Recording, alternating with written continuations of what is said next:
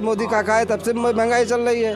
हाँ, 400 में 500 में सिलेंडर ले दे रहे, अब 1000-1200 में सिलेंडर भरा रहे हैं। अपना तो एसी में बैठने वाले क्या जाने गरीब का हाल, कि भूखा है कि प्यासा है कि क्या है क्या नहीं। देश का प्रधानमंत्री खुद बोले कि 80 करोड़ जनता को मैं राशन देता हूँ, खाना देता हूँ, फिर तो गरीबी कहाँ हटी हमारे देश की।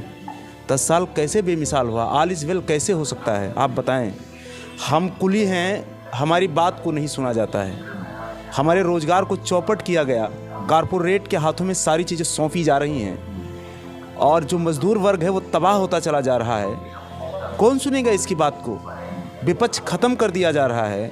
जो सवाल खड़ा करेगा उसकी सवाल को सुना नहीं जाता है। इसे ऑल इज़ वेल कहेंगे? मैं तो नहीं मानता कि ऑल इज़ वेल हो सकता है। ऐसा मतलब हो सकता नहीं, हो सकता, कभी नहीं हो सकता। किसी की आवाज़ को रौंद दिया जाए, दबा दिया जाए, सुना ना जाए, ऑल इज़ वेल बोल दिया जाए, इस वेल वेल माना जाए तो वेल का मतलब बहुत अच्छा होता है। ये अच्छा नहीं है। ये देश का दुर्भाग्य है कि जिस देश का प्रधानमंत्री बोले कि मेरे देश के 80 करोड़ लोगों को मैं राशन देता हूँ, अगले 5 साल तक दूंगा।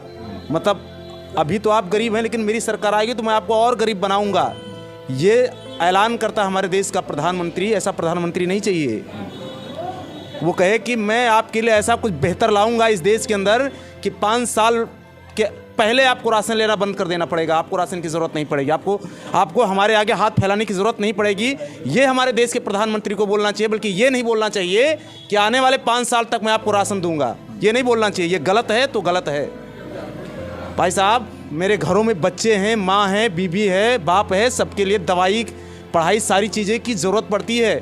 5 किलो राशन से मेरा सब कुछ पूरा नहीं हो रहा है। मेरा बच्चा कैसे फॉलो करेगा बताइए? मैं अपने बच्चे को रोटी नहीं दे पा रहा हूँ, मैं अपने परिवार के लिए खुराक नहीं दे पा रहा हूँ, और आप मेरे बच्चे वही कंपटीशन उसी तरीके से करा रहे हैं। और आप ये कहते हैं कि आपका बच्चा पढ़ने में ठीक नहीं है। जो पढ़ने में ठीक है बच्चे, उनको लिया जा रहा है। अरे आप व्यवस्था तो तय कीजिए। हमारे जो ओबीसी, एसटी, एससी के जो लोग थे बड़ी मात्रा में, मैं आपको बता दूं, इस चैनल के माध्यम से मैं सरकार को बताना चाहता हूं, आज देश के अंदर जो कॉर्पोरेट को लेके आए हैं, आप देखिए इस रेल के अंदर, रेल की बहुत सारी वैकेंसियों को, चतुर्श्रेणी कर्मचारियों को ख़त्म कर दिया गया, ग्रेड ख़त्म कर दिया गया, बहुत सारे पद ख़त्म कर दिए गए। हमारे एसटी, एससी, ओबीसी के तमाम सारे लोग जो बहुत अच्छे पैसे वाले नहीं थे, उनके बच्चे कम पैसे में प्राइमरी स्कूल में पढ़ करके, सरकारी स्कूल में पढ़ करके जाकर के कंपटीशन में बैठते थे। उतना हाईएस्ट कंपटीशन नहीं बीट कर पाते थे तो कम से कम चतुर्श्रेणी कर्मचारी तो जाकर के बन जाते थे। उनका परिवार आगे जाकर के अच्छा हो जाता था। वो अपने बच्चे को पढ़ा करके आईएएस बना लेते थे। लेकिन आपने ये इस व्यवस्था को चौपट कर दिया, ख़त्म कर दिया, सत्यानाश कर दिया, देश का सब कुछ बर्बाद कर दिया। और आज आप एक चपरासी, एक रिक्शे वाले के बच्चे, एक मोची के बच्चे को, एक कुली के बच्चे को और एक आईएएस के बच्चे को, सबके बच्चों को एक साथ कंपटीशन में बैठा दे रहे हैं। कहाँ से मेरा बच्चा पास होगा? यानी परीक्षा की व्यवस्था एक और पढ़ाने की व्यवस्था अलग अलग। ये कारपोरेट का सिस्टम है। कारपोरेट नोट कमा रहा है और गरीब को और गरीब बना दिया जा रहा है। इनके पास रोजगार नहीं है कि ये कहीं जाकर के रोजगार कर रहे हैं। बाहर मार्केट में चले जाइए, आपको 5,000 रुपये का काम नहीं मिलेगा।